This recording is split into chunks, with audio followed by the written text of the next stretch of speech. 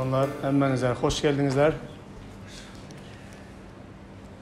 Geçen sefer birinci gezek toplandık koronadan sonra. Hemmeler maskada oturan bir kili bolu gidemem benim de.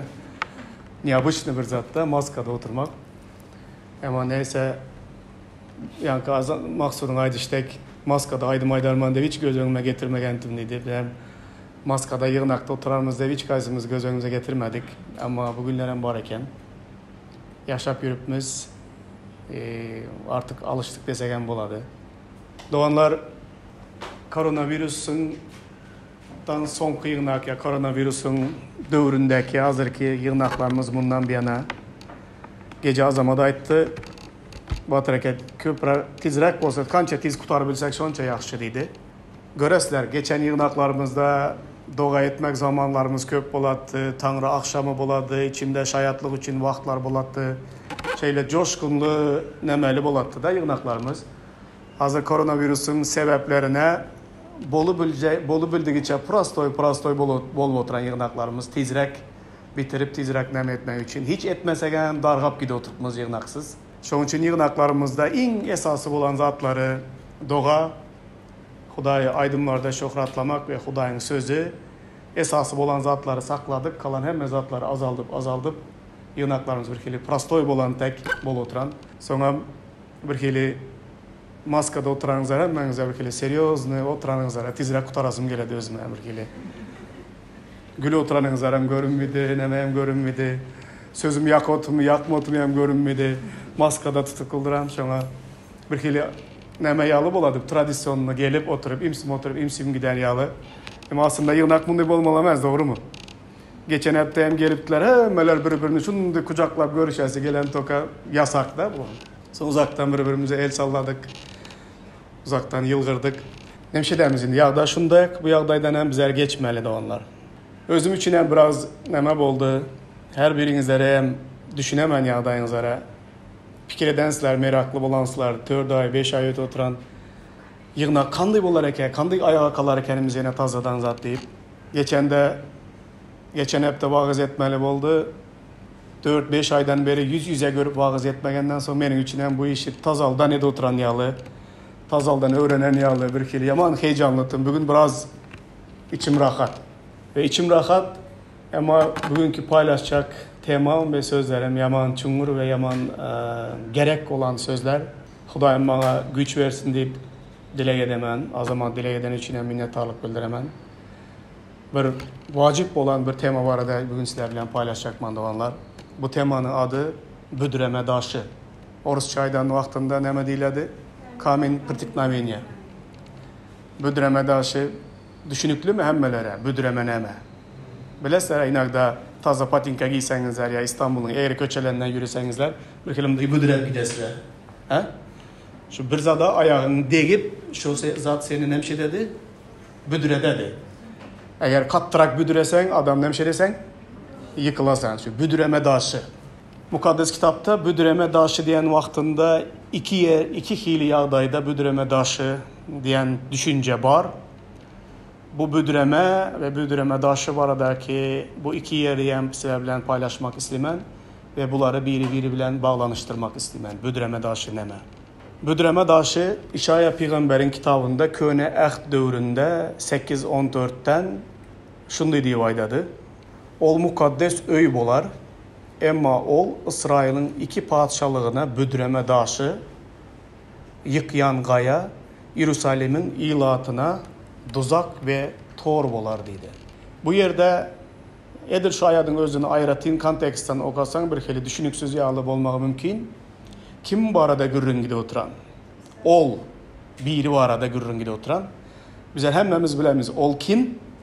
Rabbimiz İsa Mesih entek doğulman ki 700 mi 750 yıl mı İşaya Peygamber ondan ozal yaşadı. İşaya Peygamber 700-750 yıl ozal İsa'dan ön yaşap geçen İşaya peygamberlik gülen kimdir birinin doğulacağı var arada hem köp peygamberlik ededi. Yani İsa'nın doğulacağı var arada. Halaskerin Mesih'in doğulacağı var arada. Ve bu doğulacak çağanın kime menzededi bunu? Ol mukaddes öğü olar ama ol İsrail'in iki padişahlığına Yahudu ve İsrail deyip iki bölege bölünen iki padişahlığı. Bir yurdun iki padişahlığı oladı. Bir padişahlığında iki taypası, kalan padişahlıkta 10 taypası oladı. Şol iki padişahlık üçünem bir büdüreme daşı olar dedi yankı. Yıkyan Gaya oluyor adı ve Yerusalimin ilatına tuzak ve tor olar dedi. Yankı doğulacak çağa, yankı Rabbimiz İsa Mesih. Ol kandak edip büdüreme daşı oladı doğanlar. Neme demek ol? Nemeden de İsa'ga büdürüydü adamlar. Karınlar İsrail'in iki padişahlığı yan, Yerusalimin ilatı yan, şol dövrde bir zat bilen karşılaştılar. Hazır bizim dünyamızda da adamlar şol bir zat bilen karşılaşadılar. İsa büdüreme daşı diyende birinci emele gelediren sorar yani adamların büdüremegi İsa kim? Şo sorar adamları büdüre dedi. Yani şimdi İsa'ga gelediler. İsa'ga gelen vaktinde İsa kim diyen sonra adamları büdüre dedi. Köp adamlar yıkıldılar bu sebepten. Hazır yağday İsrail'deki 2000 yıl bundan ozalkı yağday Yerusalimin ilatının düşen toru ve tuzağı. Şol yağdaylar haziren bizim aramızda var mı da onlar? Bilesizlere bizlerin Rabbimiz İsa Mesih'e hiçbir dünyadaki başka dinlerin hiçbiri yanlış deyip aytmıyor. Doğru mu? Ya bir yerde eşittinizler mi İsa'ga günahkar deyip aydan yerlerine? Müslümanlar olsun, Budistler olsun, kim olsa olsun İsa'ga yaman ya günahkar ya ne doğru deyilen yerine eşittinizler mi? Dahi İsa'nın düşman hasaplap onu kaça çüyleyenler hem sonundan nemkili şayatlıklar etti. Ey bu adam hakikattan hem Hudayın oğluyken. Kökler ayttılar bunun hiçbir günahsı yok. Ne için bunu kaça çüylediler? İsa'ga ne doğru ya İsa yanlış ya İsa bolmandır, İsa yaşamandır diyen çekişikler yok dünyada köp. Ama İsa dünyada en ulu çekişik tartışma dinler arasında, adamlar arasında bugüne kadar en köp tartışılayan soru, kaysı soru? İsa kim diyen soru. Kimdir birileri için? O dinle bir neme? Peygamber. Şol dövrde de bu tartışık vardı yadınıza düşen. İsa'nın şagirdleri de Yerusalimin ilatı da her ikili gruplara bölündü. Bu gruppa İsa'nı bu deyip hasap edildi. Bu gruppa başka bir zat deyip hasap edildi. Yine birileri yine bir zat deyip hasap edildi. Son şagirdleri geldi. İsa onlardan sordu. Adamlar beni kim deyip hasap edildi? Bir ayda da İlyas peygamber ölümden diriliptir. Bir ayda da kadın peygamberler kaydıp geliptir. Yine biri Yahya deyip aydıptır sana. Sizler de kim deyip fikir edesizler deyip şagirdlerinden sordu. Şonda Petrus söyledi. Sen diri Hudayın oğlu Mesih'sin dedi. Onda İsa dedi. Bunu sana kim ayan etti dedi. Gökteki atam senin gözlerini açtı. Sen benim kimliğini hemşeri bildin. Görebildin. Eğer gökteki atam senin gözlerini açmadık olsa sen hem şu başka ilat adamları tek İsa kim diyen sonra öyle hemşirerdin. Gezerdin. Bize hem doğanlar İsa'nın kimliğini eşitmekten emez. Ya özümüzce şudur budur emez. Diri Hudayın ruhu bizlere İsa'nın kimliğini ayan etmese bizlere bunu tanıp hemşirilmez. Bilinmez. Ama köçede başka dinler arasında, köplencem daşta öğrenimizi kurşağı olan Müslümanların arasında onlara bizlerin iman eden İsa'mıza yanlış değildiler. Ama onlar bilen bize en köp kaysı sorağı tartışamız. İsa kim diyen sorağı tartışamız. Hudayın oğlu bolu bilen mi deyip onlar tartışadı bizler bilen. Hudayın özü bolu bilen mi deyip tartışadılar. İyi bir Huday adam bolu bilen mi deyip tartışadılar. Her ikili zat bilen tartışadılar. Ama Hudayın peygamberi deysen ama biz elem inanamız. İsa bolup da özlem en büyük peygamberlerin biri bolup da dedi. İsa'nın kimliği hazıran ilat arasında, milletler arasında büdüreme daşılığına kalamı. Kaladı onlar. Ve bu büdüreme daşı İsa'nın özü bu ayatlarda bizler yine göremiz karanlar nemeler deyip yazılan. İşaya 28-16'da şunun için hükmü rovan rep şeyle diyer. İne men Siyon'da bina daşını, sıynalan daşı, gımmat baha burç daşını, anamdar bina koyarım. Ona bir bağlan hovsala nemş etmez, düşmez. Hovsala düşmek diyende ne mi göz önüne getiresler doğanlar? Hovsala düşmek, sizlere şu duygunu aydın. Korkmak, sonra panikaya düşmek. Kaçan panikaya düşesizler, kaçan da yanlış minibusa minsenizler. Nereye gideceğinizler yani bilmesenizler, nerede düşeceğiniz yani bilmesenizler, işinizler aynadan kara panikada durar mısınlar? Ta barana içeri. Öte gitmedik mi ki, nerede düşmelik ya, kaysatsan orkadayken. Eğer bilsenizler, baracak yerinizler, bu son duraktan başka bir son durağa varıp son durakta düşmelisini bilsenizler, panikaya düşesizler. Yolu bilsenizler, gidip oturan yerinizi bilsenizler, panikaya düşesizler. Gerek olsa uhlıslar ama. Oğlu düşürerdi özü paranızı. Düş, geldin kaniştan sınavkağa. Adamlar ne biçim hovsalığa düşerdiler? Ona bir bağlan hovsalığa düşmez. Hakikattan İsa'nın kimliğini bilen adam hovsalığa düşmedi. İsa'nın kimliğini bilmediği adam hem işe hovsalığa gezeden adam.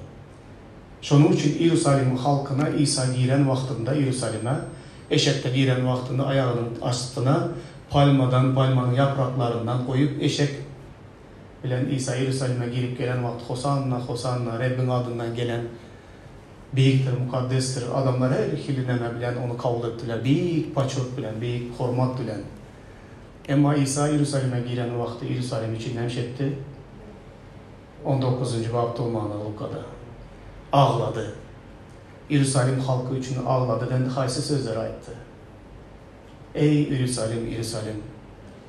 Çopansız koyun kimin dağınıklığını gördü, alaşsızlığını gördü İyerusalim halkının ve onlara karşı nemşetti. Onları görüp yüreği ağrıdan İsa ağladı. Ne için ağladı? Sen özüne parakatlık getirenin kim dediğini parakatlık getirenin kimliğini bir bilseydin deyip ağladı İsa. Ama bu senin gözlerinde ne dedi? Yadınızlara düşürünler şu setirleri. Sizin gözlerinizden bu gizlindiği ayıttı İsa. İyerusalim halkı kança hormatlı İsa'nı karşılasa da onlar İsa'nın hakikattan kimliği onların gözlerinden emeti gizlindi. Ve şunun için onlar çopansız koyun kimin dağınıktılar. İsa şunun için onları gören vaktinde ne hili hovsalada, ne hili panikada yaşap yürüyenlerini görüp İsa yürekten emşetti, ağladı. Sizler dedi özünüzlere kimin parakatlık vereceğini bilmişsizler, bu sizlerin gözlerinizden nemediydi, gizlin deyip ağladı. Doğanlar İsa'nın hakikattan kimliğine, Hudayın mukaddes ruhu arkalı ilham alıp onun kimliğini tanımadığı adam hem iyi işe panikada yaşadı içki dünyasında. Sebebi olşu ne belli minibusa minen adam yalla. İsa'nın hakikattan kimliğini bilmediği adam özünün nereye gidiyen diyen bilmeyen derler. Özünün nereye gidiyenini bilmeyen adam hükman, hovsalada, panikada yaşar. Nereye gidiyenini bilen adamın yüreğinde gökten gelen parakatlık hüküm sürer. Amin. 1. Petrus 2. bab 6-8. ayetlarda Petrus eyen tezehte. Mukaddes yazılarda şeyle değil yer. İnemensiyonda binedaşını, saylama ve gımmat baha burçdaşını koyarım. Ona bir bağlan asla utandırılmaz. Hava iman eden sizin için bu daş gımmatlıdır. Ama iman etmedikler için ustaların red eden daşı binanın burçdaşı oldu. Şeyle hem bu bödüreme daşı yıkayan kaya. Olar önünden bellenişi yağlı. Bu sözü tavın bolman sonları bödüreyerler. Yine şu işaredeki ayette salgılanadı. Huday bir burç daşını koyuptur. Adamlar bu burç daşı bilesizler cayın ugulunda. Azamat yaxşı suratlara koyan, yaxşı tayarlanan okumak için hem yaxşı. Burç daşı adamlar bunu red ettiler dedi. Ama bu burç daşı en esası taş olup çıktı. Buna iman edenler bunun kımmatını ve bahasını hemşirediler burç daşını bilediler. İman etmedikleri için onun hiçbir anlamı ve bahası, kımmatlılığı yoktur dedi. İman etmedikler önden belirlenişi yağlı bu söze tavın olmadıkları için büdürediler. Onlar nemeye büdürediler? Bu burç daşını red edendikleri için, söze boyun olmadıkları için büdürediler. Doğanlar yankı İyerusalim halkına, İsrail'in halkına Hazır dünyanın yağdayına seyredin. Bunlar haçan bu burç taşını reddediler bilemsizler. Haçan da her bir adam İsa'nı öz isteyişine göre kabul etmek istese. Şol dövrde şol yağdayı yaşadılar. İsrail'in halkı umuman alan vaxtında İsa'nı bir görünüklü padişah hükmünde kabul edeslere geldi. Mesih deyilen vaxtda onların qaraşyanı, onlar Rimlilerin elinden azad eden bir padişaha qaraşdılar. Ekonomikasını düzeden, açlıktan kurtaran, kulçuluktan Rimlilerin elinden halas eden, her bir adam İsa'nı öz görüşü tek, öz isteyişte kabul etmek istediler. Ama İsa'nın boluşu yağlı, onun kimliğini kabul etmek istemediler. Şu vaxtında onlar bunun İsa'nın hakiki kımmatlığını bilmediler ve onu reddettiler. Reddedenlerinin sebebi hem peygamberlerin yazılarına, İsa baradaki edilen bütün yüzlerce peygamberlikleri reddettiler. Çünkü hayran kaladıran bir zat onlar. Köne ehte İsa'nın nerede, haçan, ne hili doğulacağı, kimden doğulacağı, ne hili yaşayacaklığı, İsa'nı tanımazlık mümkün değildi İsrail halkı için. Yüzlerce peygamberliklere seyretmezden yine İsa'nı onlar kabul etmediler. Ne için onlar Mesih'in kimliğini, gelecek Mesih'in kimliğini peygamberliklerden öğrenmediler. Ne için Tevrat'tan, Zebur'dan, peygamberler yazgılarından İsa'nın ne hili olup nerede doğulacağını, kimde İsa'da yanlışmağa neme yoktu. Sebep yoktu sebebi. O kadar her bir ayrıntılar, küçücük detaylara çeyli o arada yazılıptı. Ama onlar yazılan sözlere boyun bolmayın, tavrın bolmayın, İsa Mesih'ten hemşettiler, büdürediler ve yıkıldılar. Kımmat bahalı burç taşını onlar kımmatsıza, bahasıza öğürdüler. Davud da bu ustaların reddeden taşı binanın burç taşı oldu. Bunu reddetti. Bu nazarımızda tehsin sayıldı deyip şayatlık edildi Davud peygamber. Senin şol bir burç taşı vardı gürrün edildi. Şol bir İsa vardı gürrün edildi. İsa hatta mukaddes yazılarda şeyle yazılgıdır. Resulların işleri 4. bab 11. ayet. Yahya bilen Petrus İsa ölüp direlenden son 40 günden sonra göklere alındı. Ondan sonra mukaddes ruh indi de onlar bütün gücür gayret bilen Hudayın hoş havarını vagiz etmeye başladılar. 1. babda eyyam mukaddes ruh geldi. 2. 3. bab aradan ötmeyen 4. babda ilkinci gezek olar İsa'nın adı hatırasında kimin önünde durup başladılar?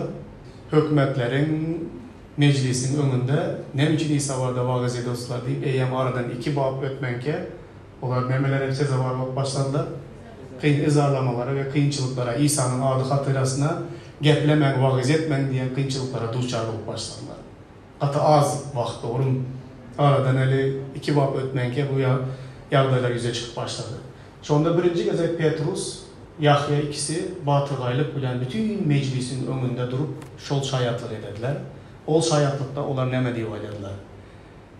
İsa hatta mukaddes yazılarda şeyle yazılıdır. Siz ustaların red eden bu daşı binanın burç daşı oldu dedi. Sizler İsa'nı red ettinizler, onun Mesihliğine iman etmedinizler, onu haça çiğleyip öldürdünüzler, o 3. gün ölümden dirildi. Sizler bu gerek değil, bunun kımmatını bilmeyen, esası binanı saklap duran burç taşını red ettinizler. Ama bu ustaların red edeni diye. Ustalar red ettiler bu taşı. Ama bu daş diye binanı saklap duran esası daş ne oldu? Boldu. Ustaların red edeni bilen, halkın red edeni bilen, adamların ona yanlış düşüneni bilen İsa şol İsa'lığından hemşetti.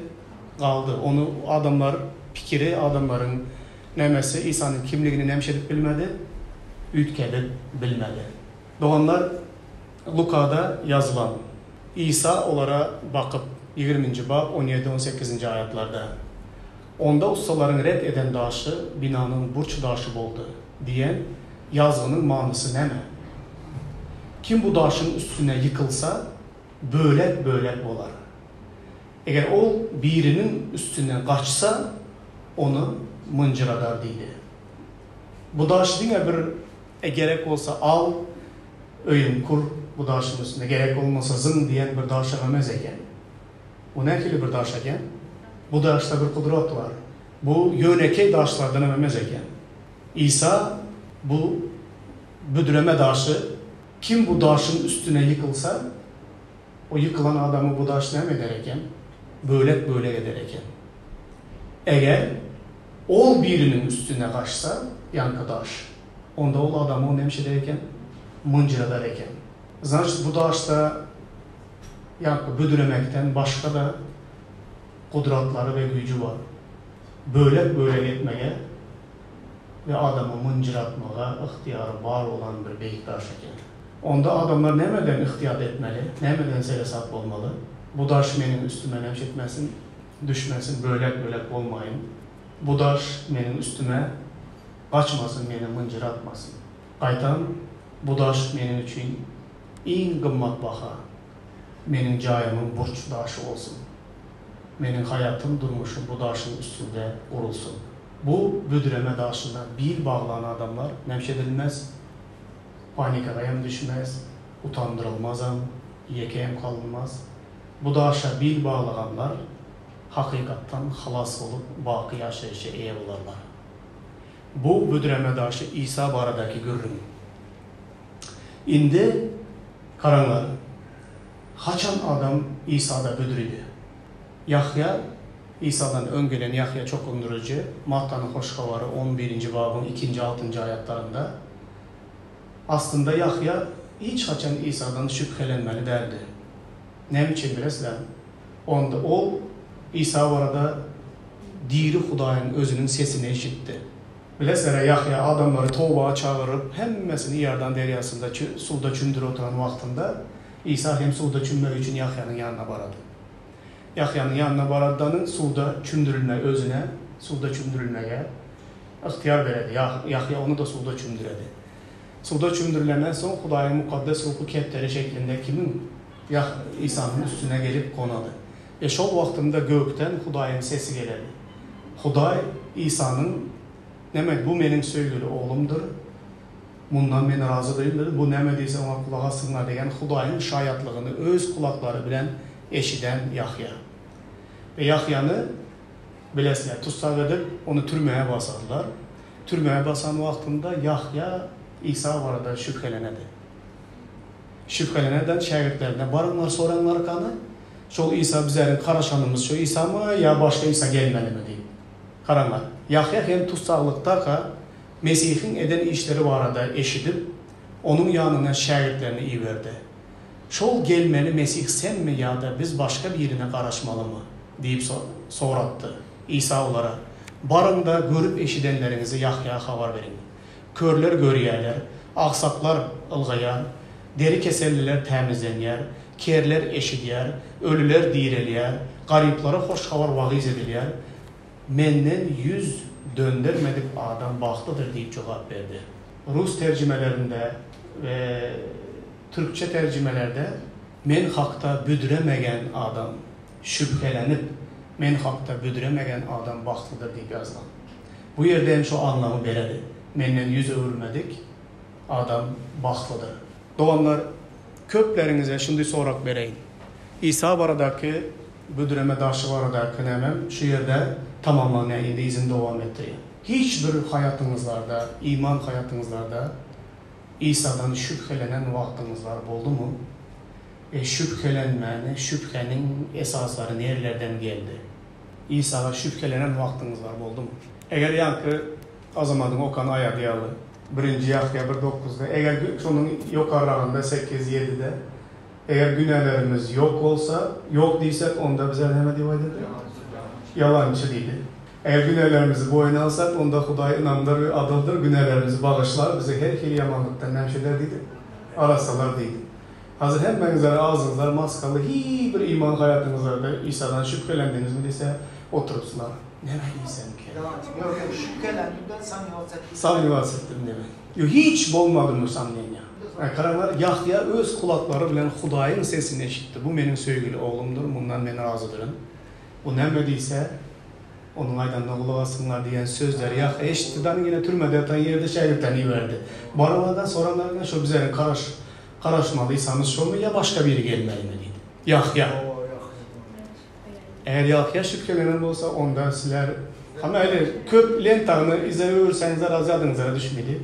İşte 4 ay korona dövründe neçe gezek şükrelenip neçe gezek müdredinizler. Şunlar hiç paylaşımlar. Neçe gezek vazgeçip neçe gezek hem tövbe edip yine yüzünüzlere öğrendinizler.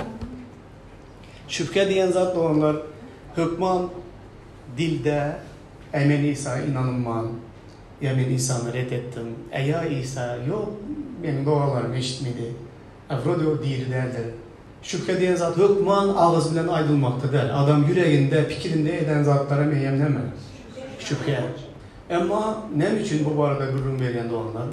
Hazırki vaazımın sonku bölümü katı başka zat taraflara örülüp gidiyor. Şüpheler nereden geliyor? Ya kim getiriyor? Ne edip geliyor?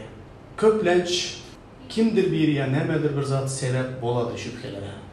Onun için karanlar İsa büdüreme daşıdıydık. İsa'dan büdürüdüler. Yankıdaşa.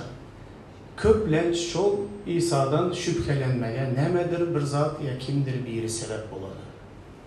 Bu konuyu daha ciddi, daha seriozlu gurun etmek isteyen zatlarım var. Son ayetleri gören vaktinizlerde özünüzlerim hayran kalasılar. Bunu etmegime şu zatlar sebep oldu. Bir hep de uzalmıyor, bir neçe gün uzal, Kunduzlar'da oturduk. Sasetkası geldi, Kazakistanlı bir Orus. Karaganda'dan dedi, Karaganda. Başta geldi bir kili, özünü vesiyolu yağlı görkezi evza dedi, oturdu aramızda. Biz hem gördük ne kili vesiyolu ayağında. Hakikatten ondan baktığı adam yağlı, yok yağlı alıp vardı, özünü zat etti. Ama gepleşimizin sonunda, akşamın sonunda bize tam gulbağını, çumur onun yüreğindeki var olan acılarını, ağrılarını, hem mezatları açık bize bilen gepleşip gitti. Görsek bu hayal, o görkezmek isteyiş yağlı hakikatten bir bakla ayalan derken de çağalanı gürün verdi, kıyınçılıkları gürün verdi. Şol gürün veri oturan vaktinde 2 sanı, aslında 3 sanı adam vardı gürün etti. 3'sü hem yığınak yolbaşçılarıydı. Batuşki deydi, bilinmem nekili yığınaklara varıptır. Скорее всего, православный yığınaklara varıptır. Batuşka deyip gepleye. Şol Hudayı aktarıp dedi, men yığınağa varıp dedi, şol batuşkaları görüp men İsa'dan şeyle uzaklaştım dedi. Ne ettin deyse, bu derdini dökmeye yankı yığınak yolbaşçısı batuşkaların yanına varan, ol men dedi sipalamaya başladı dedi. Yankı ayalarına. İkinci bir yerindeydi, bize bilen dengine oturup dedi, kızlar ayağları bilen içip, zat edip dedi, sonundan dedi, zınağa batıp. Şol, men İsa'nı tanıyan diyen adamlar, şol derecede adamların yüreklerini yaralap, şol derecede şol adamların İsa'ya olan şüphe öğretmek ve adamları İsa'dan daşlaştırmakta kimdir birileri sebep olan. Demek ki bir adamın büdüremegine sebep olan adamlar bu arada paylaştı. Sonra izinden hem ayıttı, bağışla ben seni köp tanımam dedi bana, birinci gece bir oturan. Ben senin agar oduna daş atan yalıp olmayın dedi. Tolkay benim tarihimde, benim hayatımda ben şunu zatları yaşadım dedi. Ben dedim, ni v kojem slučaju sen benim agar oduma daş atmadın. Sen beni tanımıyorsan benim seni birinci gece bir oturtmam. Ama ben yaman üzülemem dedim de. Yani o için şal dedim şimdi adamlara duş olanına. Aslında bu adamlar nemşetmelikte olayalı. Hudaya yakınlaştırmalıdılar. Ama o adamlar nemşettiler. İsa'da büdüremenin en ulu sebepleri yankı adamlarda oldu. Şunun için hazır şimdi gürün edemiz olanlar, adamların imanda büdüremegine sebep olmaklığın ne derecede seriyoz bir saklığı vardı gürün etmek istemem. Yürekten yüreğe. O kadar sizlerden açık olmak istemem ve Hudayın ruhu sizlerin her birinizden yüreklerinize bugün dokunar diyen umidim var. Bizler iki zat edip bilen ekenimiz imanlı hükmünde. Ya adamları Hudaya yakınlaştırıp adamları Hudayı tanıdıp bilen ekenimiz, ya olmasa da adamları Hudaydan uzaklaştırıp adamların imanda büdüremegine sebep olup bilen ekenimiz. Bu ayetler bizlere bunu görkezet olanlar, karanlar devam edemiz. Ondan devam eden vaktimizde şu ayet aylıp geçmek istenen Zebur 90, 11-12. Seni ehli yollarında korumak için periştelerine sen bağlatta ol emir eder, ayağını daşa büdüremez yağlı olar senin ellerinden götürer. Huday bizlerin her bir canı şu yerde oturan, yamanam kımmatlı canları sizlerin her birinizler. Sizlerin her birinizlerin imanınızlarda büdüremezliğinizler için, ayaklarınızın taymazlığı için, ol öz periştelerine bizlerin her birimizi korumak için emir eden Huday. Bu ayada esaslansak, bizlerin imanda büdüremeyin doğru yöremeyimiz için Huday ne derecede büyük aladasını ediyenliğini görürler. Ama buna seyretmezden bizler Huday'ın yüreğine şeyiyle düşünsegen yine de bizler başkalarının büdüremeyine sebep olamız. Matta 18. babda 6-9. ayetlara önüş veremde onlara. Ama kim bana inanyan bu pes gönüllerden birinin günah etmegine sebep olsa, onun için boynundan ulu değirmen daşını asıp denizin düğüne zınılmağı has o olar yankı adamın. İnsanları günah duçar ediyen zatlar için bu dünyanın halına vay. Beyle zatlar gelmelidir ama bunların gelmegine yardan beriyen adamın dağıt gününe. Elin ya ayağın senin günah etmeyene sebep olsa onu kesip taşla. Senin iki elle, iki ayaklı olup evde oda taşlananından bir elle bir ayaklı olup bakı yaşayışa koğuşanın kovdur. Gözün senin günah etmegine sebep olsa onu oyup taşla. Sana yeke gözlü olup bakı yaşayışa girmek, iki gözlü olup dözak oduna zınılmaktan kovdur. Bizler hem işe bunu okan vaktimizde metafora deyip aydadı. Bu yamanam uladılıp aydılan yağlı bir zat dedi. Ama İsa bu zatları ne derecede çumur vaciplığını görkezmek için bu zatları aydadı. Eğer elin günah ediyen olsa elin kesip taşlar, bir elli olup cennete girmek, iki eli bilen dövzaka gitmekten yaxşıdır. Ya gözün günah ediyen olsa, gözünü oyup taşlardan kör olup cennete girmek yaxşıdır, çem gözlü olup dövzaka gidenden. Seriyorsun zatlarım. Seriyorsun zatlar. Ama kontekste karanlar. Yukarıdaki ayetler bize bunu görkezedi. Şu pes gönüllülerin birinin günah etmegine sebep olandan şol adam öz boynuna degirmen daşını asıp özünü denizin ortasına zınanı şu adam için yaxşıdır dedi. Значит, bir adamın büdüremegine sebep olmaklık yaman seriozun zat, doğru mu? Значит, bu ayetler şunu aydadıran olsa. Eğer men aydan sözlerim bilen, eden hareketlerim bilen, ne doğru yaşayışım bilen, maksudum İsa'da büdüremegine sebep olsam, onda men hiç haçadan cezasız temsil edilmem. Kalınma.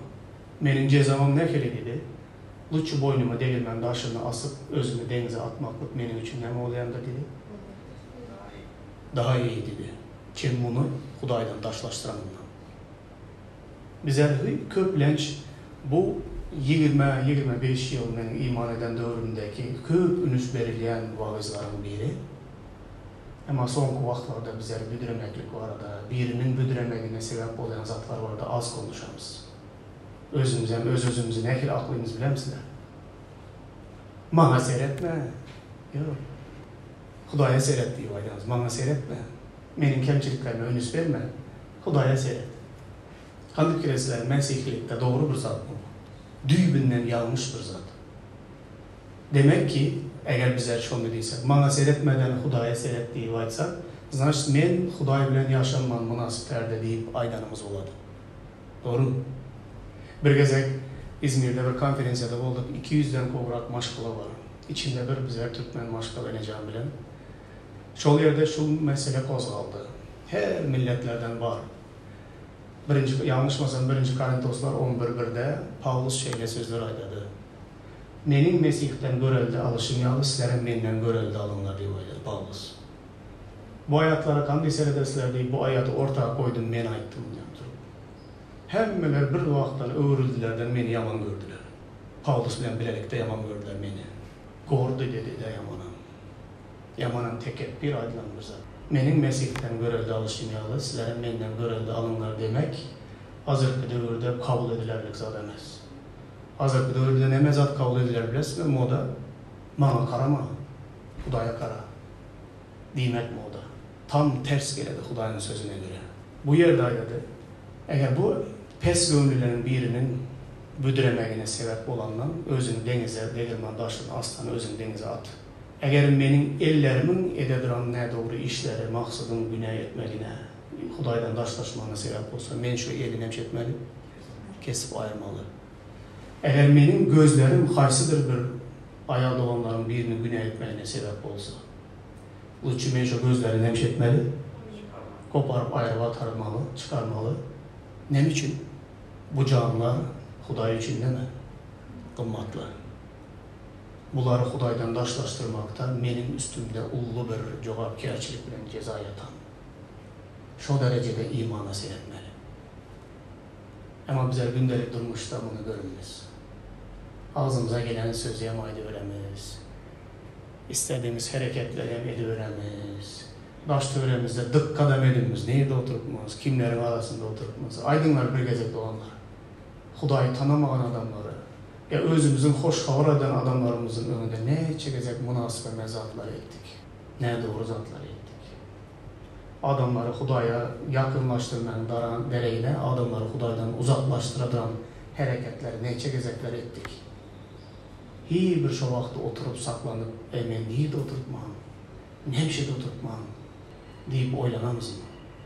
Meningede oturan hareketlerim, menin ayda oturan sözlerim, meningede oturan işlerim adamları Huday'a yakınlaştıran ya adamları Huday'dan uzaklaştıran mı?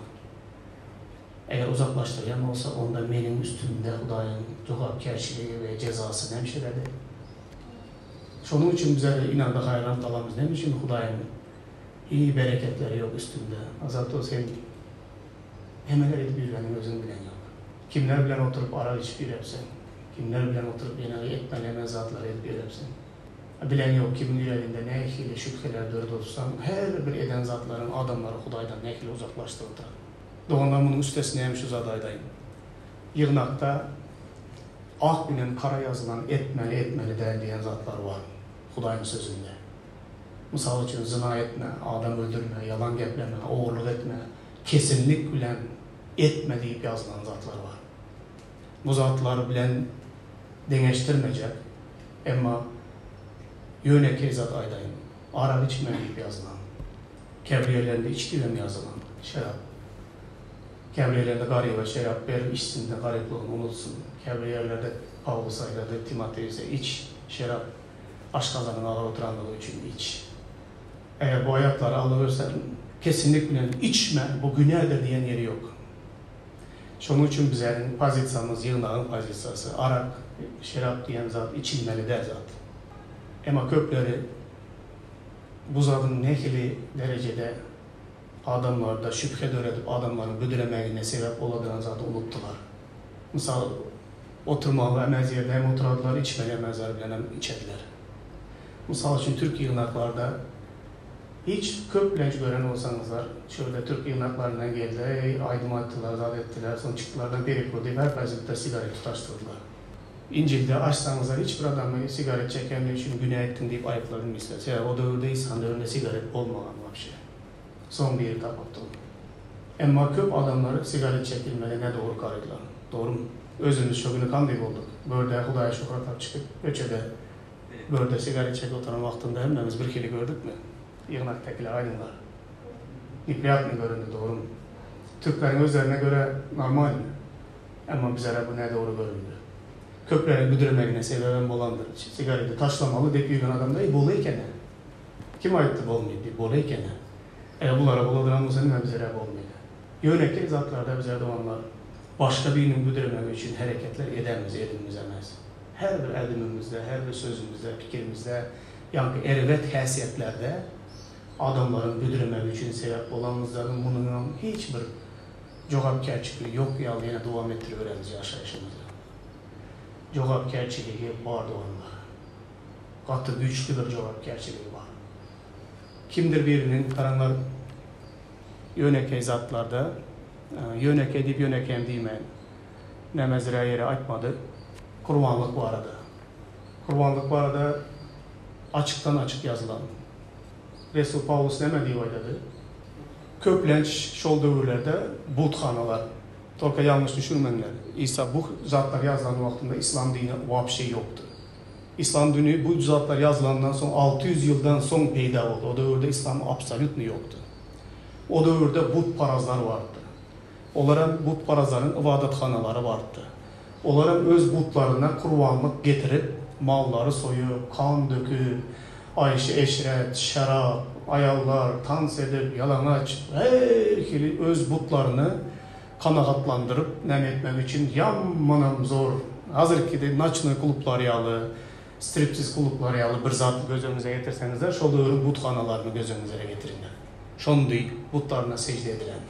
Şu yerde şu butlara inanıp yürüyen adamlar İsa Mesih'e iman edenden son butlardan doluluğuna el çekip nefret edip hak Hudaya iman eden adamlar dövründe butlara hödürlenen kurbanlıkların etlerini iymeklik güne mi günemez mi vaprosu.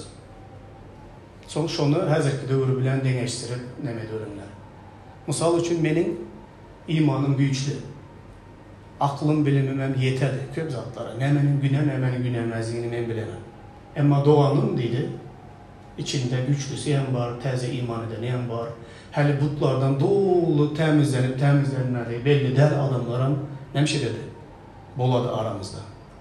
İndi benim imanım güçlü, benim her bir zada bilimim, aklım yeterli deyip ben butlara hödürlenen kurbanlığın etini şol doğanın göz önünde iyisen, o doğana makara otursudan o butlara hödürlenen kurbanlığın etini iymeklik, şu butlara kabul etmeklik bilen den bir zat.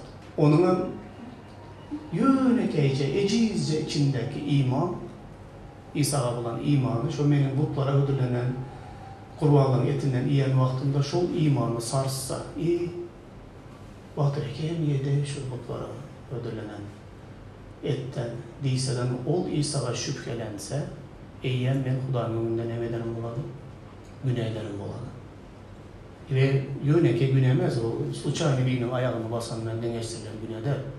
Ol eciz birinin imanı nemşetti, sarstı ve o şüphelendi. Amen olsana but neme, ona ödülenen kurbanlık neme deyip o etten iyi oturtman havarım yok. Şu dövrede bir adamın eyyem nemesini, imanını ben yıkıp, yumurup yere gömdüm. O adam mojitlik hemişelik Hudaydan gitti. Benim azatlığım, ya benim imanım güçlü, bilimim güçlü diyenim için o adam şu dereceye düştü. Onda ben Hudayın önünde bir canı nemşettim. Bakılık bu bir canı halaskerden uzaklaştırdım ve onun da özeha gitmeyine men sebep oldum. Kandık keresinde beni hiç saklı olmayan yanı Hudayın önünde otururlar. Hey, hem mezada aklım yeterli değil. Yok. Şimdi göz önünüze getiriyorlar. Bu butlar bilen bu prensip hem mezatlarda geçerli. Köplenç doğanlar oturarlar. Ben kurbanlıklı şeyim yegem yok. Butxana, gündeme yok. Kurbanlığım getirem yok. Yani arağım içem yok, çilimem çekem yok. Yanasam çekem yok, başkalarının gözüm yok. Yok, ben o zatlara vapşe edem yok. Ama imanlı hükmünde bir topar bolmalı, emez yanlış zatları eden vaktinin adamlar şüphelenir. Bakınlar durmuşunuzlara. Köp adamlar yıllar boyu imanlı, hiç meyvesi yok. Ne biçim? Yaşayışı düzülemez.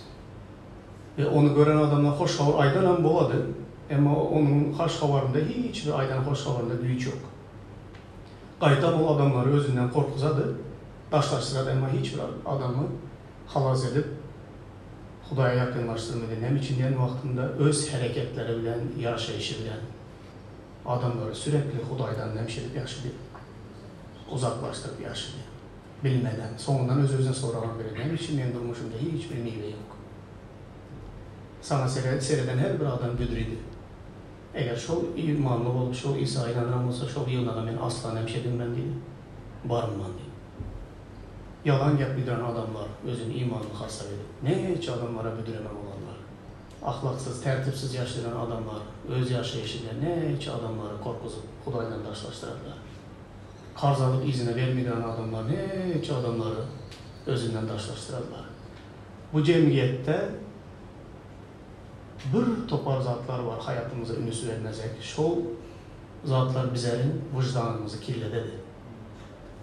Ve bizler Hudayın önünde ulu günler edemiz bilmeden yürümüz izine. Bu yaman seriyoz zat. Adamların büdüremegine bizler sebep olamız. Her birimiz. Yankı ayada dolanıp gelsek dolanlar değirmen taşını asıp boynumuza denize atanımız yaxşıdır. Elimiz güneye diyen olsa onu kesip taşlap elsiz de cennete varamız ya gözsüz cennete varamız yaxşıdır. Ama her bir canı Hudayla taşlaştırmak, onun büdüremegine sebep olmaklık yamanlama. Seriyoz bir zat. Doğanlar yankı ayağıma görün veren vaktinde yaman kıynaldım. Men öz gözüm bilen köp zatlar görüp yürekmen gördüm hem şu vakta kendine. Özümden bu günahını etmedim deyip aydınman benim beyik zatlarda ya batır oğru ediptir, ya batır zina ediptir, ya batır onu ediptir. On yalı zatlarda ayıplanmaz ama söz bilen yönekey zatlarda benim kimdirliğilerinin imanının sarsmağına sebep boltumman bolandırdım deyip fikirlemem. Ama bu ayatlar okan vaktinde yaman kıynalıma, Hudayıma her bir adıma dikkat etmeye, hayatıma dikkat etmeye bana kömek et. Ben senin neyletin aslında yaşamak istemem. Nerede oturanlığımı, kim bilen oturanlığımı bilip gezmeye bana kömek et Hudayım. Bu dediği 200'lük vardı görün edem yoktu onlara. Ey özün neme güne etsen ediyordanım, hiç kim görmezsin, görmezlikte et, atamıştı başkalar bödürülü diye aytmadım. 200'lüğün özü bir ulu büdüreme karşıda olanlar. Yani ulu çağlar, bağlı olanlar, aydı verimler. Beçelerin imanını kaçan sarstıramız bize bilir misiniz? Kaçan da ene ataları imanlı olup durup ikilenç, 200'lük hayat yaşan vaktimizde öyde bir hile, yığınakta bir hile ya imamlar arasında bir hile olup 200'lük hayat yaşan vaktimizde öz çağlarımızın imanını şeyle bir sarstıramız. Nehir derecede olara zelal yettiğini göz önüne getirebiliriz. Son yıllap yürümüz ömür boyu Hudayın beçelerin iman etsin, Hudayın beçelerin doğru yola gelsin çağlar için Allah yürümüz. 200'lük vardı durun edemek doğanlar. 200'lüğün özü bir ulu büdüreme. Adam her yerde bir hili olmalı. Onun deregine açık bolanın yaxşıdır. Güneyden vaktinde toğu edip bağışlaması oranın yine yaxşı zat çem 200'lükte yaşanma. Köpleci birimize karşı da, öyle çağlarımıza karşı 200'lülük bu en ulu bir büdüreme karşının biri. Doğanlar bu tema yamanım, seriyoz bir zat. Ama kıynalsak da bizler köp dile gelemiz canların halas olmak için yığınak hükümünde. Köp adamların Hudayı tanımalı için dile gelemiz. Ama şu bir hatada bilip bilmeyen köp adamların günah etmeğine sebep olan yürümüz. Ondan hemşetmeli, bu yağdayı düzeltmeli, şu günden başlap, kanlı düzeltmeli. Zakkay adlı biri var, bu yiyen kiçkiniğine Zakkay olan salgıt yığınayıcı. Zakkay olsa yerinden turup, Reb İsa, ey ağam, indi men baylığımın yarısını gariplara verecek, kimin zadını nehak alan bolsam, dördesi edip kaytarıp vereceklerim, deydi. İsa ona bugün bu öy halas oldu. Sebep bu adam hem Hurayım'ın hakiki neslidir. İnsan oğlu yitenleri aktarmaya ve halas etmeye gelendir deydi. Doğanlar gözünüze getirince Zakkaya bir salgıt yığınayıcı. O salgıt yığınan vakti nedir bayıdı olabilirsiniz? Tam orijinlik salgıtçı nalogu ödeşlikte almalısından köp adamlardan demiş dedi. Salgıt aladan bayıdı. Ol özü bayadı, öyler kurdu, kaşan, cahil maşını aldı, bizler hemmemiz yağlı yerde işte divaydamızda, Türkmenler. Huday verdi divaydamız izinden hem özümüzden. Toka ol adamları aldalap nemiş etti, bay oldu. Ve şu adamları aldalap bay olan Zakkay, İsa ile karşılaştıdan toğu edip İsa'ya inandı. Toka bilinler bir zaten, ol bay oldu, yaxşı, hiç kimde yok cahil var iki taş, hemmeninkinden büyük, hemmeninkinden ulu maşini var, hemme zaten zor.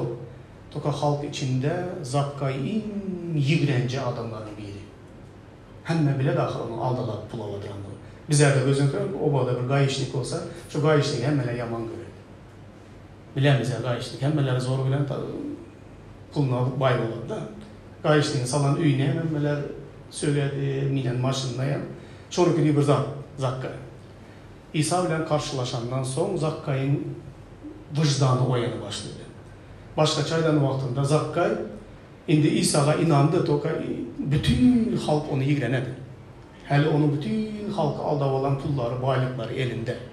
Zakkay birden yerinden turadan demedi. İndi baylığımın yağısından gariplere ne bir şey demem.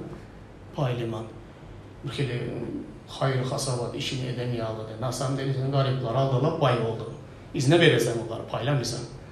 Kimin zadını ne hak alan olsan ona dur deseydik baytarıp verecektirin diye vayda. Ene yankı şu vaka çeninde kimdir birine büdüreme olan bolsan, kimdir birine yakşı misal görkezmeyen bolsan, toğu etsen Zakkay'ın başka idealini misal yok mukaddes kitapta. Karanla böyle iki zat var. Zakkay can edip biletti kimler aldığını. Zakkay'a mezlerinin özünüzü koyup görünler. Bir adam $1000 sizlerden pul aldı, 5 yıldan beri kaç biriyle Interpol'dan tapabilmedi, aktarsın. Yok. Yarın gece uxlap yatan vaxtınıza yankı adam sizlere can ederdi. Alo, men palançı ha. İyi var mı senin? Hani senden falan yıl bundan özel $1000 pul alandım. Şu $1000'ın izine verecek değilse. Beğenirse. Beğenirse, nakanirse şu adamın peyda oldu. Vicdanı uyanıp ne mi oldu ki ona deyip de. Torka yankı pulu ertesi gün getirip verirse sizlere $1000 pul, alan pulunu izine. Sonra şu adam ikinci gedek sizlerde yine pul sıra verse verirseler şu adamı. Yok, 5 yıl aldadı sizlerde o, benim Şunu alıbildinizler bu adam sizler için ölçülendir. İndi kaydıp bu adam telefonu sırası ölçülesiler, bu adam indi bana neme yeremez, ignorası koyasılar sırası. Ama ne olsa kanlı göresler. Yani adam can etse 5 yıldan beri itilikti, $1000 emezanım, $5000 veremez ama. Ben $1000 alantım, 5 yıldan kaç bildim, indi ben sana $5000 veremem deyip can etse yarın diyecekler, uxulabilesler çok iyice. Uxulabilmişler ha. Tizra damatsın, damda gelemediyseniz yani. Sonra damattan çay fikirlesler, o adam eriptir, çarptım ki. Nime oldu ki ona? Nim için bunday oldu ki? Karanlar, şu yerde iki zat vardı onlar. Alanını izine kaytar vermeklik, bu sana olan güveni oyatmaydı. $1000 aldın benden, 5 yıldan sonra $1000 getir verdin, ben sana indi karşı verdim ben. Toka sen bana $5000 versen, ben sana o inanı başlayayım. Edis Twitter'ın şuna bir zat oldu, şu Huday bilen dostum iken deyip de. Düşünesen. Böyle Zakkay için önemli olan zat, adamlardan uğurlanan pullarını izine bir kaytar vermeyemez. Zakkay için önemli olan zat, halkın içindeki yüzünü izine kaytar olmalı. Yüzünü katamıştı. Bundan beylek o İsa'ya inanan hükmünde halkın içinden hemşetmeli, yaşamalı. Yüzünü izine kaytar olmak için şu kime karşı günah eden olsan, kimin yanında büdüremeye sebep olan olsan, şol adamın özüne olan inamını kaytarıp almaklık vardı gülüm gidiyordu. Şunun için olada kimden ne doğruluk bilen alan olsam ona dur deseydim, nemşe demem. Kaytar veremem, leş bir şu adam beni nemşetsin, bağışlasın ve bana bundan artık maşenliğe karavandı karamaz. Bana bundan artık güvensin diye. Dört essedip izne kaytar veremem diye. Doğanlar bu şunduy bir zat. Yıllar boyu kimdir birinin Hudaydan uzaklaşmağına sebep olup, büdüreme daşçı olup yürüyen bolsan, yani şu günden başlayıp şu adamın Hudaya yakınlaşmağı o arada hareket edip başlaysan, şu Zakkay'ı alıp olasın. Düşündürebildim mi? Ön adamları özünden uzaklaştıran bolsan, indi adamları Hudaydan uzaklaştıran bolsan, indi şu uzaklaştıran canlarını Hudaya yakınlaştırmak orada alabildi başlasan. Şu 4 etse 5 etse köp edip kaytarı verenin buladı şu. Bunun başka alacı yok, başka keli çözüldü. Kimi ben büdüremeyene sebep olan bolsam boldum. İndi kanlı Huday tapsalar, şondu tapsalar, meni Huday bağışladı deyip gezi bilmeysen. Sende bir cevapkerçilik var. Zakkay'da buluşa. Zakkay'a maydı biletti. Hava, beni uğurladım, ben aldaladım, ben adamların, gariplerin almalısından köp salgıt aldığımda bayadım. İndi Huday'a inandım da tövbe ettim. İndi bunlara izne kaytar versem, vermezsem beni Huday bağışladı. Bana kandı salam beresler köçede yok mu? Beni yigrenesler mi, söyesler bana bildirin beni Huday bağışladı. deyip gezibilerdi zatkaya. Ya bilmezdim. Bize ne olamazsak ne şey ettik. Bayağı olayın hazır oğla. Yani ölmeyesen hatta tövbe edemenden hiç kimden berim ben alan zatlarımı onda bir olmaydı. Hakiki iman eden adamın vicdanını nemşetmeli. Temiz olmalı. Ona iyilik içinde, doğanlar içinde yüzenleme gerek. En kıyın adam şu. Yüzünü izine kaytar olmak kıyın zaten. Bize adam da, onun yüzü yok onun diye bize. Ha? Olar mısın? Yüzü var, yüzsüz adam var mı dünyada? Yüzü yok demek ne mi demek? O adam senin gözüne bakabilmeli. Şu an için yüzsüz diye oynasan. Şu yüzü izine kaytar olmakla kıyın. Var mı şu gece gündüzde yüzün yok kimdir birinin yanında? Şu anda adamlar var mı? Benimle var. İçinize deyin ki de güne gelmeyen bulayım. Kebir adamların yüzüne bakmak biraz kıyın bana. Bilemem için değil. Eğer sizlerde hiç yok o zaman sizler benden yaxşı. Kanday edip şu adamın gözünün içine bakıp oladı. Kanday edip şu adamın gözünün içine bakıp oladı. Az yüz göremez hem böyle maskada yürü diye. Zaten yüzünü gözünü görmedi yüz gel. Doğru mu? Yüz göremez. Açken taksan yüz nemeye gerek. Maske açki tiyonlu. Zaten görmezler. Yüz gerek mi? Yüz gerek. Hiç kim ben senin yüzünü kaytarı bilinmen adamların içinde. İtiren yüzünü kaytarı ben beri bilinmen. Sen benim için et bilmişsen. Her birimiz birbirimiz için bilemiz nerede nekil etmeliyiz. Hazır fikirleriniz var mı kendinize de? Ben kimin yanında nekil etmeli? Fikirleninler mi? Sebebi seviyorsunuz zaten. Doğanlar her adımda, her yerde özünüzlerin fark edensizler. İmanlı mendip, aydan yerinizlerde. Eyyem adamlar iki gözüyle derdi, dört gözüyle üzere bakmaya devam eder. İmanlı deyip aydıp durup, ödüresenizler, ödüremeye sebep olsanız da, onda da dağıt gününüzlere diye aydanlar. Doğanlar bu yerde bilemem, her hili yağda yaşap yürüyen içinizde de güçlü ve eciz adamlar var. Benim göz önümde de benim avraylı, bana bir vaxtlar yaxşı taraftan kömək edən adamların yıkılan yerlerini hem gördüm ben. Hastalarımın güneyli Hudaydan uzaklaşan yerlerinde oldu benim hayatımda. Ben ne kilde bir sebeplere göre Huday'ın çeksiz merhametine göre ben imanımda bek durdum. Ama hem adam durabilmeydi. Hazır sana Huday'da yol görkez oturan adamın yıkılsa ya ne şey dedi? Kökler onun izinden ne şey dedi? Giderdi. Şunun için şeytan bu stratejiyi kullanadı. Çopanı uraman, koyunları darık etti. Çopanı ne böyle vuradı? Tayak bilenemez. Keşke tayak bilen olsa akıl gelirdi. Çopanı uraman diyene çopanı yıkaman. Etmelemez işi ettiremen, güneye düşüremen, bir sebeplerden yıkaman. Bütün sürüyen ne şey dediler? Darık bilediler. Şimdi şu darağın yıkılan çopanın özünün güneyleri bir yan. İndi neçe canı özü bilen bilelikte dövzak odunu alıp gidenine neme diyesinler. Bu adam cezasız kalan mı? Yok, her birimize şu an kitap olanlar. Buna ünüslü olalım. Daş öğrenimize dikkat edelim. Hakiki olalım. İskrin dediğimiz üzerinde, iskrini Türkmen içerisinde neme sözlüğünden bilinmem. Ak yürekli olalım. Uç güneyden olsan tövbe edip bağışlama soramaklık yaxşılar için birinin büdüremene, yıkılmana sebep olup yine iş saat bulmanyalı gezenler.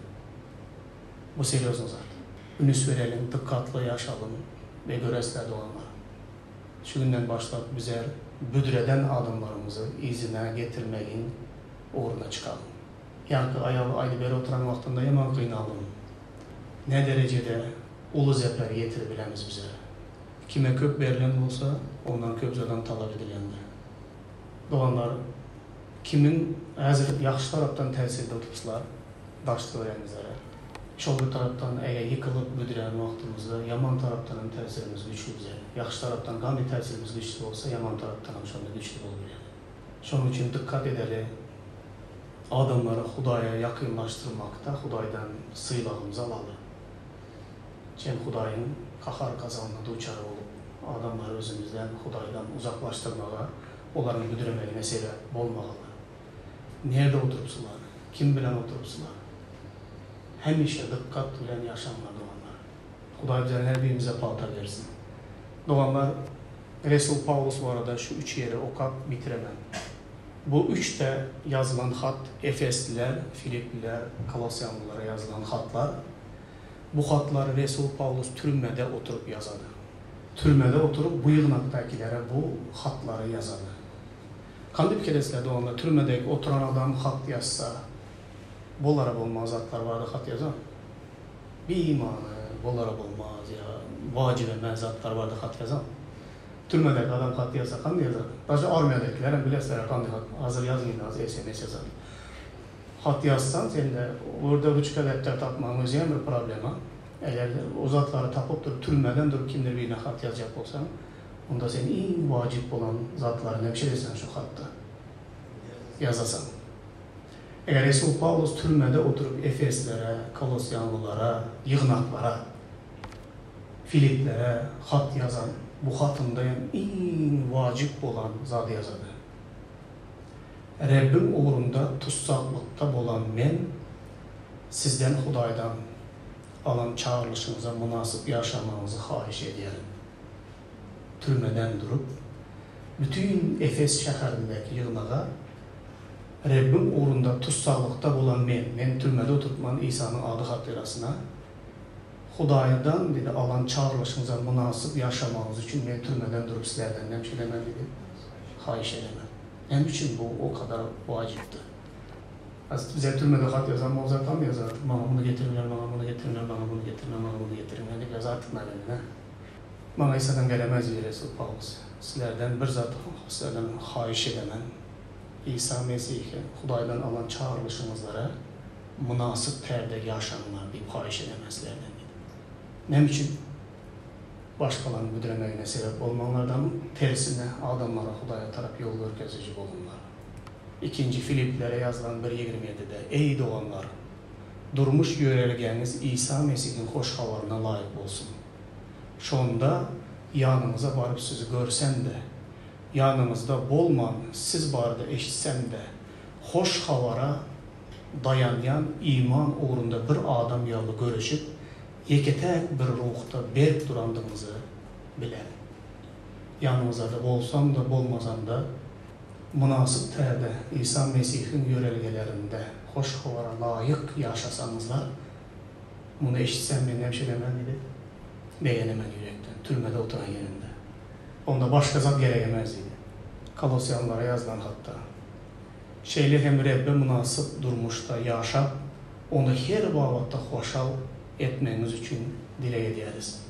Koy sizin ehli ona işleriniz meyve versin. Koy Huday onu tanımakta size hasta östürsün. Yani 3'te hat, 3 ili şəhərdəki 3 yığınaklara yazılan Resul Paulus'un esası dilep sorayan zadı bir zat neme? Çağrılışına göre, hoş havara göre münasip yaşanlar. Şeyle etmek bilen hem özünüzlerin canınızları xalas edesler, hem sizleri dinlep daşlı öğrenizdeki adamların canını nemşedesler, xalas edesler. Qoy Xuday bizə həmmimizi berəkətləsin, doğanlar, şolu xatırda meniyəm. Amin.